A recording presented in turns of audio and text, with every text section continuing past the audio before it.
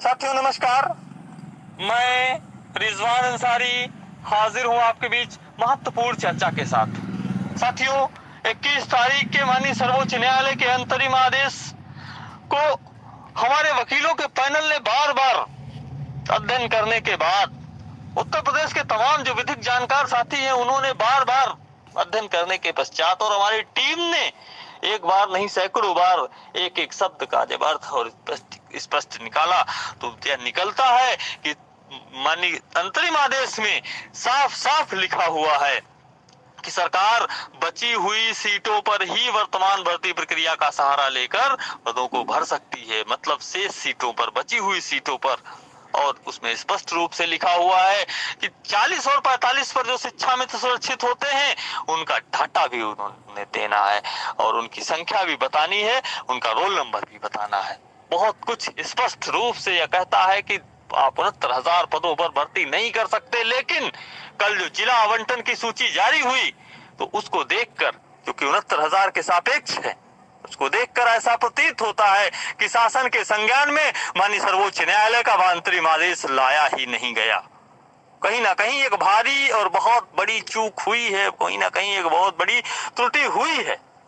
क्योंकि हमें भरोसा है, हमें विश्वास है, हमारे प्रदेश के मुखिया, उत्तर प्रदेश के लोकप्रिय और यशस्वी मुख्यमंत्री माननीय योगी आदित्यनाथ जी कभी भी हम शोषितों, वंचितों और पीड़ितों का अहित नहीं कर सकते। यदि उनके संज्ञान में चीजों को लाया गया होता तो कहीं ना कहीं आज स्थितियां अलग होती। और माननीय सर्वोच्च न्यायालय ने जो अंतरिम आदेश दिया है, यदि वह अंतरिम आदेश माननीय मुख्यमंत्री महोदय तक पहुंचा दिया गया होता समय रहते, तो माननीय सर्वोच्च न्यायालय के आदेश के सापेक्ष भर्ती हो रही होती।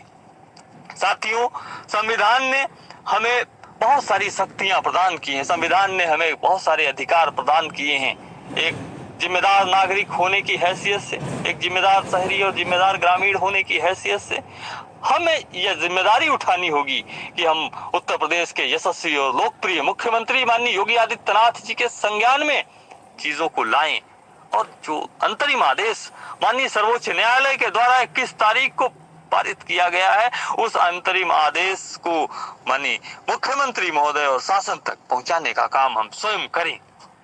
साथियों, चूंकि भविष्य हमारा अधर में लटका हुआ है, जीवन की नैया हमारी अधर में लटकी हुई है, इसलिए हमें ही करना होगा। और इस समय चूंकि लॉकडाउन का पीरियड चल रहा है, इस समय कोविड-19 जैसी महामारी चल रही है, तो ऐसे में हमें बहुत सी चीजों का ध्यान भी रखना होगा, फिजिकल डिस्टेंसिंग का ध्यान भी रखना होगा। हमें किसी भी प्रकार से भीड़ नहीं बननी होगी, भीड़ के रूप में नहीं होगा। हम एक आध साथी अपने जनपद के जिलाधिकारी महोदय के माध्यम से एक ज्ञापन माननीय मुख्यमंत्री महोदय को, प्रत्यावेदन माननीय मुख्यमंत्री महोदय को रिसीव करवा सकते हैं। और हमें विश्वास है, हमें पूरा भरोसा है कि हमारे उत्तर प्रदेश के लोकप्रिय और यशस्वी मुख्यमंत्री महोदय कभी भी शोषितों, पीड़ितों, वंचितों के साथ अन्याय नहीं होने देंगे। उनके राज्य में, उनके रहते हुए हमारे साथ अन्याय नहीं हो सकता, ऐसा हमें विश्वास है, पूरी तरह से विश्वास है।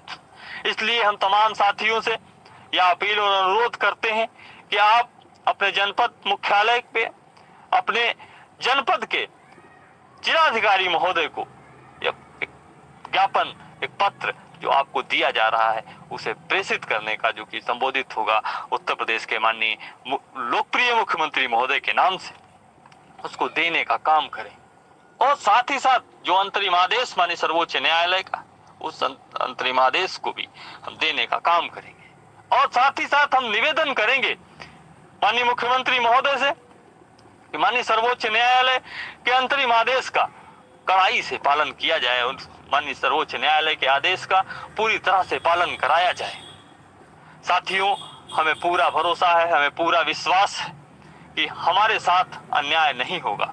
और प्रदेश के हम तमाम उन साथियों को भी यह बता देना चाहते हैं, उन जो आज सदमे में है, जो आज कहीं ना कहीं हताश और निराश हैं, माननीय सर्वोच्च न्यायालय का अंतरिम आदेश चीख चीख कर आपको सुरक्षित कर रहा है, आपका रक्षण कर रहा है, आपके फेवर में है। इसलिए आपको निराश, हताश और परेशान होने की आवश्यकता नहीं है, क्योंकि माननीय सर्वोच्च न्यायालय हमारे भारतवर्ष की सबसे बड़ी न्यायिक संस्था है, न्यायिक व्यवस्थापिका का हिस्सा है। साथियों, हमें भारतीय संविधान पे पूरी आस्था है, पूरा विश्वास है, हमें शासन पे पूरी आस्था और पूरा विश्वास है। इसलिए हम विधिक तरीके से केवल एक पत्र के माध्यम से अपनी मांगों को, अपनी जो हमारी समस्याएं हैं उनको हमें मात्र अवगत कराना है शासन को। साथियों, हम आपसे अपील करते हैं, आपसे अनुरोध करते हैं कि आप अपने जीवन के रक्षण के लिए अभी तत्काल आप जहां पर भी हैं, जिधर भी हैं, जिला मुख्यालय पे पहुंचिए। और जिला मुख्यालय पे पहुंचने के बाद एक या दो साथी भीड़ का रूप नहीं लेंगे, किसी भी स्थिति में भीड़ का रूप नहीं लेंगे। फिजिकल डिस्टेंसिंग पहले हमारी अपनी जिंदगी से बड़ी अगर कोई चीज है तो वो देश है, और देश से भी बड़ा अगर कोई चीज है तो वो दुनिया है। इस देश और दुनिया को बचाने के लिए हम कहीं से भी, किसी भी प्रकार से, किसी भी तरीके से भीड़ की शक्ल में नहीं होंगे।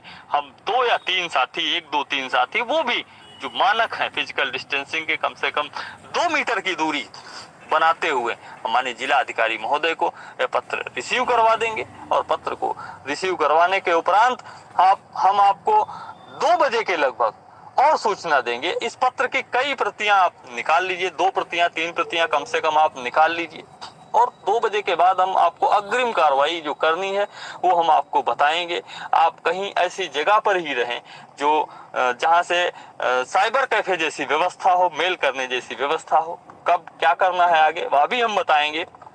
या सारा का सारा जो प्रक्रिया हम करने जा रहे हैं, या हमारे संविधान द्वारा हमें दी गई जो शक्तियां हैं उनके अंतर्गत ही है। हम संविधान द्वारा प्रदत्त शक्तियों से, संविधान द्वारा प्रदत्त अधिकारों के कहीं भी बाहर नहीं जाने का कार्य कर रहे हैं। हम संविधान की सीमाओं में रह के ये सारे कार्य करने जा रहे हैं।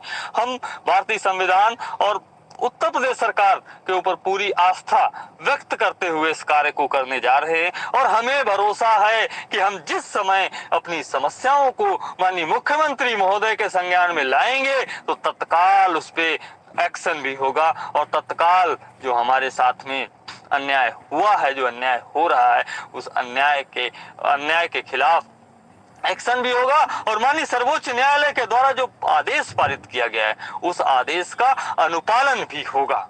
साथियों, अभी हम आपको 2 बजे के लगभग पुनः एक उचित माध्यम से सूचित करेंगे।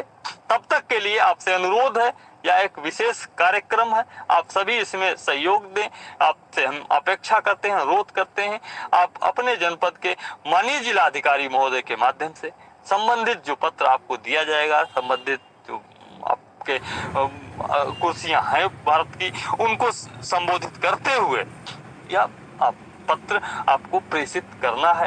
एक ज्ञापन की शक्ल में, एक प्रत्यावेदन की शक्ल में, एक निवेदन की शक्ल में, एक अनुरोध की शक्ल में। इसके अतिरिक्त अन्य कुछ भी नहीं करना है आपको। अगली कार्रवाई हम 2 बजे के लगभग आपको सूचित करेंगे।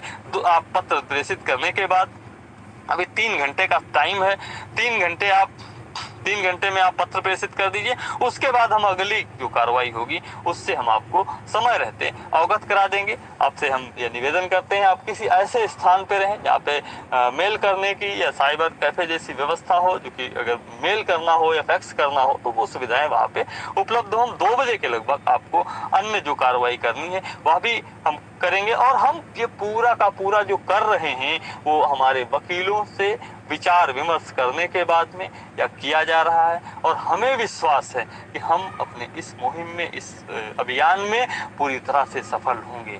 साथियों, हम अभी बहुत जल्द आपके समक्ष उपस्थित होने का काम करेंगे। तब तक के लिए आप अपने हिस्से का काम करिए, हम हमारे हिस्से का काम कर रहे हैं। आप सभी का बहुत बहुत आभार, आप सभी का बहुत बहुत धन्यवाद। आपके संघर्ष का साथी रिजवान अंसारी। जय हिंद।